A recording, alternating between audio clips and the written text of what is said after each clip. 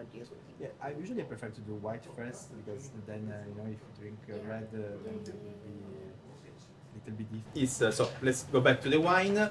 Then the name is Luna, which means moon, because this is a very elegant wine. And this is a wine that was also created by my father.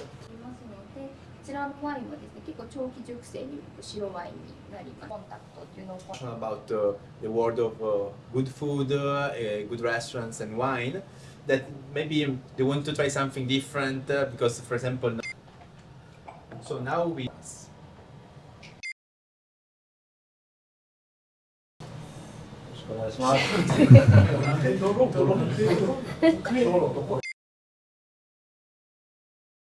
Yes, thank you. So my family winery is Conti Zecca, and our